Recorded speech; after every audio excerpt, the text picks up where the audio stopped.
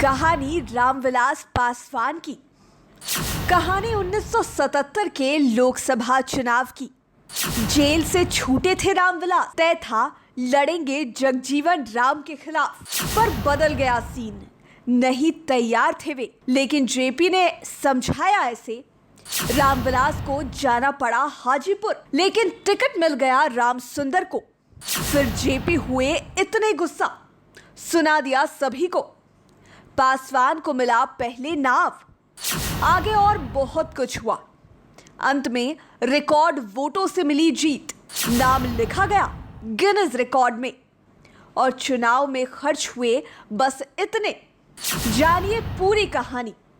कहानी जिंदगी में ज्ञानेश्वर से।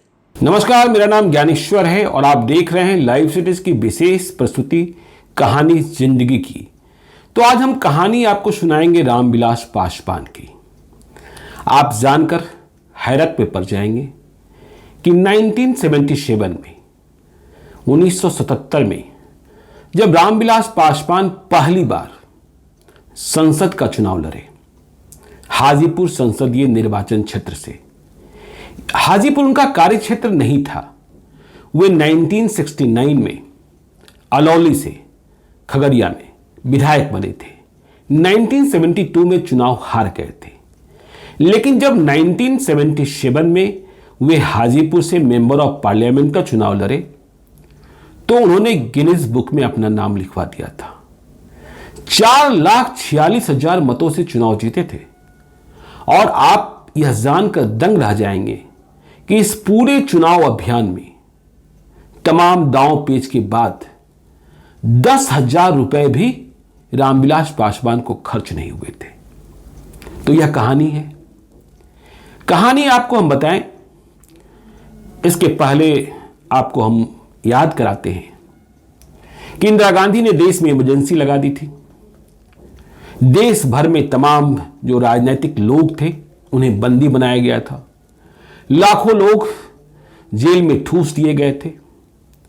फिर जो फैसला हुआ, 18 जनवरी 1977 को इंदिरा गांधी ने राजनीतिक बंदियों को रिहा करने का आदेश दिया। इसके 3 महीने के भीतर ही चुनाव का भी ऐलान हो गया, लोकसभा चुनाव का ऐलान। इंदिरा गांधी का फैसला अजीबोगरीब था। खैर, जब राजनीतिक बंदी रिहा हुए तो जनता पार्टी बन गई। चुनाव के वक्त तक जनता पार्टी नहीं बनी थी। इस दौरान, मतलब इमरजेंसी के दौरान, जो राजनीतिक बंदी थे उनमें फुलवारी शरीफ जेल में, पटना में बहुत सारे कैदी बंद थे। तो केंद्र सरकार के फैसले के बाद जिन्हें रिहाई मिली फुलवारी शरीफ जेल से, उनमें सिद्धराज थे, सच्चिदानंद सिंह थे, रामदेव महतो थे, शिवानंद तिवारी थे, चौधरी ब्रह्म प्रकाश थे, गोपाल शरण सिंह थे, छोटू सिंह थे, सूरजदेव त्यागी थे, बबुआ जी थे, रमाकांत ठाकुर थे, डॉक्टर बिनयन थे, रुद्र प्रताप सारंगी थे और साथ में थे रामविलास पासवान। रामविलास पासवान दलित राजनीति के चेहरे बनते जा रहे थे। और जब जेल में थे तभी लोकसभा चुनाव होने पर कौन कहां से चुनाव लड़ेगा इसकी लिस्ट बन रही थी। ये सभी जयप्रकाश नारायण के शिष्य थे। तो जेल के भीतर जो लिस्ट बनी थी उसमें इस बात पर सहमति बनी थी कि रामविलास पासवान सासाराम लोकसभा क्षेत्र से चुनाव लड़ेंगे। लेकिन हुआ ये कि इमरजेंसी के दौरान ही जगजीवन राम इंदिरा गांधी के खिलाफ हो गए। अब जब इंदिरा गांधी के खिलाफ हो गए जगजीवन राम, तो दलित राजनीति में वे सबसे बड़े चेहरे थे। ऐसी सूरत में जगजीवन राम के खिलाफ रामविलास पासवान का उम्मीदवार बनना तो अब संभव ही नहीं था। जगजीवन राम ही विरोधी पार्टी के उम्मीदवार होते। तो रामविलास पासवान ने एक तरीके से लोकसभा चुनाव लड़ने का मन त्याग दिया था। वैसे भी इसके प्रति उनकी बहुत उत्कंठा नहीं थी। वे अलौली में ही काम करना चाहते थे। फिर से विधानसभा का चुनाव लड़ने का कार्यक्रम बनाए थे। बिहार की राजनीति में ही जमना चाहते थे। तो जेल से जब ये सभी बाहर आए तो सभी नियमित तौर पर मार्गदर्शन के लिए पटना के कदम कुआं में जयप्रकाश नारायण के घर पर जाया करते थे। तो चुनाव की गहमागहमी चल ही रही थी। मैं रामविलास पासवान को पढ़ रहा था। तो एक दिन ऐसा हुआ कि शाम को जब सभी नेता, बहुत सारे नेता पहुंचे हुए थे रामविलास पासवान समेत जेपी के पास, तो चलते वक्त सबों को जाने के लिए जेपी ने कह दिया, लेकिन रामविलास पासवान से कहा कि रामविलास आप रुक जाइएगा। तो रामविलास रुक गए और रुकने के बाद रामविलास पासवान से अकेले में जयप्रकाश नारायण ने कहा कि अब आपको हाजीपुर संसदीय क्षेत्र से चुनाव लड़ना है। रामविलास पासवान तो बिल्कुल चौंक गए, ये क्या कह रहे हैं जेपी। रामविलास पासवान ने कहा भी कि देखिए मैं हाजीपुर का नहीं हूं, 2-3 बार आंदोलन के क्रम में वहां जाना हुआ है, लेकिन ऐसे में और बस इतने मात्र से वहां लोकसभा का चुनाव हम लड़ लेंगे यह उचित नहीं लगता है, और जीत जाएंगे यह तो बिल्कुल ही मुमकिन नहीं लगता है। खैर, जेपी ने रामविलास पासवान की बातें अनसुनी कर दी और कहा कि आप मन बनाइए, वहां के कार्यकर्ताओं की आम राय है कि आप वहीं से चुनाव लड़ें। तो रामविलास पासवान जेपी की बात तो उठा नहीं सकते थे, किसी की मजाल कहां थी। इसके कुछ ही दिन बाद लोकसभा चुनाव की अधिसूचना जारी हो गई। जेपी ने अपने वायदे के मुताबिक रामविलास पासवान को बुलाया और कहा कि जाकर आप हाजीपुर में अपना नामांकन दाखिल करिए जनता पार्टी के उम्मीदवार के तौर पर। तब सत्येंद्र नारायण सिंह उर्फ सत्येंद्र बाबू बिहार प्रदेश जनता पार्टी के अध्यक्ष हुआ करते थे। अगले दिन जब रामविलास पासवान जयप्रकाश नारायण के पास पहुंचे तो जयप्रकाश नारायण ने पूछा कि रामविलास जी बताइए कैसा रहा नामांकन। तो रामविलास पासवान चुप हो गए, लेकिन उन्हें लगा कि नहीं, सारी बातें बतानी चाहिए। तो रामविलास पासवान ने कहा कि मेरे नामांकन का सवाल कहां पैदा होता है, जनता पार्टी ने जो उम्मीदवारों की सूची जारी की है उसमें हाजीपुर संसदीय क्षेत्र से रामसुंदर दास को टिकट दिया गया है। तो जयप्रकाश नारायण को गुस्सा आ गया। उन्होंने कहा यह कैसे हुआ। तो उनके जो सचिव थे, जेपी के निजी सचिव इब्राहिम, उन्हें आवाज लगाई और जैसे ही इब्राहिम आए जेपी के पास तो जयप्रकाश नारायण ने कहा कि कर्पूरी ठाकुर को फोन लगाइए। कर्पूरी ठाकुर को फोन लगाया गया। इब्राहिम को इस बात की जानकारी थी कि रामसुंदर दास को उम्मीदवार बना दिया गया है। कर्पूरी ठाकुर जैसे ही फोन पर आए, जयप्रकाश नारायण ने गुस्से में कहा कि हाजीपुर से रामसुंदर दास उम्मीदवार कैसे हो गए, मैंने तो रामविलास पासवान को उम्मीदवार बनाने को कहा था। तो कर्पूरी ठाकुर ने कहा कि देखिए यह फैसला मैंने नहीं लिया है, यह फैसला सत्येंद्र बाबू मतलब सत्येंद्र नारायण सिंह ने लिया है, पार्लियामेंट्री बोर्ड का फैसला है, उनसे ही बात करनी होगी।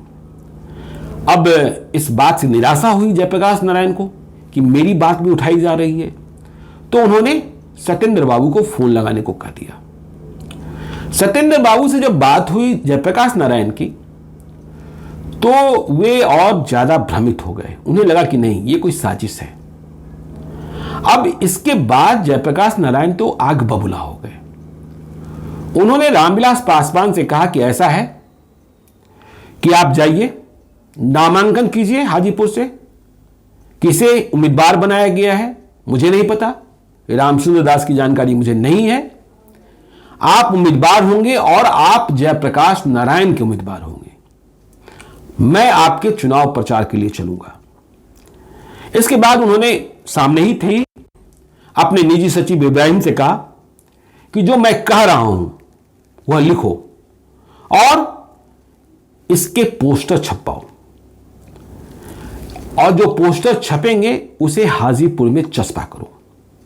तो जयप्रकाश नारायण ने जो लिखने को कहा और जो पोस्टर तैयार हुआ, वह पोस्टर रामविलास पासवान के पक्ष में तैयार हुआ, न कि जनता दल के घोषित उम्मीदवार रामसुंदर दास के पक्ष में। और इस दरमियान यह हो गया था कि रामसुंदर दास ने जाकर नामांकन का पर्चा दाखिल कर दिया था। उन्हें चुनाव चिन्ह, जो जनता पार्टी का चुनाव चिन्ह था हलधर, वह मिल भी गया था। लेकिन जेपी का आदेश था, रामविलास पासवान उठा भी कैसे सकते थे। उन्होंने जाकर निर्दलीय प्रत्याशी के तौर पर नामांकन दाखिल कर दिया और रामविलास पासवान को चुनाव चिन्ह मिला नाव छाप। अब यह बात जनता पार्टी के भीतर उठने लगी कि रामविलास पासवान की उम्मीदवारी के लिए जयप्रकाश नारायण ने कहा था और उनकी बात नहीं मानी गई। तो फिर मधुलिमय और जो दूसरे बड़े नेता थे राजनारायण, उन्होंने इस मसले में पहल की और फिर आखिरकार रामविलास पासवान को ही जनता पार्टी का उम्मीदवार बना दिया गया। लेकिन चुनाव चिन्ह का क्या होता? तो रामविलास पासवान के बारे में जब मैं पढ़ रहा था तो यह भी मालूम होता है कि 1977 में 1977 में चुनाव आयोग बहुत कठोर नहीं था। जनता पार्टी ने लिख कर दे दिया कि हमारे अधिकृत उम्मीदवार अब रामविलास पासवान ही हैं, इसलिए इन्हें ही चुनाव चिन्ह हलधर दिया जाए। तो रामसुंदर दास से चुनाव चिन्ह वापस लेकर रामविलास पासवान को दे दिया गया। लेकिन एक अड़चन आ गई थी। अड़चन ये आ गई थी कि नामांकन वापसी की तारीख खत्म हो चुकी थी। तो ऐसे में रामसुंदर दास भी उम्मीदवार बने रह गए। चुनाव लड़ा नहीं उन्होंने, लेकिन हां, कहने को वे बने रह गए थे। अब इसके बाद रामविलास पासवान का चुनाव प्रचार शुरू हुआ। सभी जान गए कि ये सीधे तौर पर जयप्रकाश नारायण के उम्मीदवार हैं।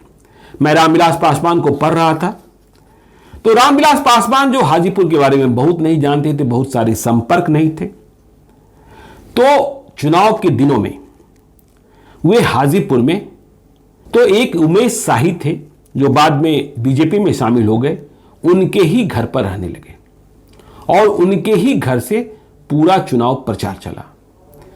जयप्रकाश नारायण ने चुनाव लड़ने को रामविलास पासवान को 10,000 रुपए भी दिए थे और इसी 10,000 रुपयों के बूते रामविलास पासवान को चुनाव लड़ना था। जो खर्च हो रहा था इसी पैसे से खर्च हो रहा था।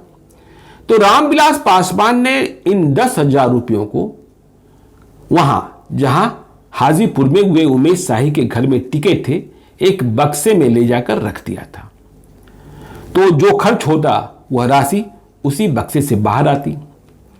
चुनाव प्रचार खत्म हुआ, चुनाव का नतीजा आया और रामविलास पासवान रिकॉर्ड मतों से जीत गए, 4,46,000 मतों से। वे ऐसे अकेले उम्मीदवार थे जिनके बारे में कहा गया कि ये जेपी के उम्मीदवार हैं। रामविलास पासवान का नाम, जो जीत का रिकॉर्ड था, गिनीज बुक में लिखा गया और रामविलास पासवान को इस बात की हैरत हुई, पूरे चुनाव में 10,000 रुपए भी खर्च नहीं हुए। रामविलास पासवान कहते हैं अपनी कहानी में कि जब वे चुनाव जीतकर दिल्ली जा रहे थे, दिल्ली पहुंच गए थे, दिल्ली में कहां रहना है यह भी नहीं पता था, तो जनता पार्टी के ही एक नेता ने उन्हें दिल्ली में एक ठिकाना दिया था।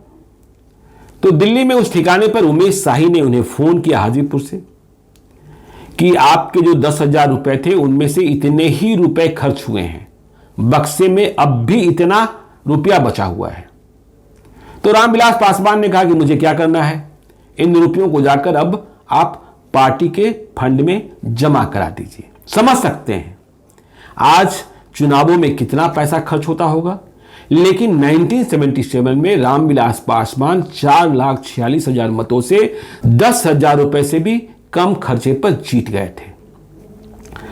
लेकिन रामविलास पासवान को एक बात का दुख था इस बड़ी जीत के बाद भी, और दुख यह था कि चुनाव के दिन उनकी पार्टी के कार्यकर्ता महेंद्र राय को बूथ लुटेरों ने पहले गोली मार दी थी और फिर जीप से कुचलकर हत्या कर दी थी।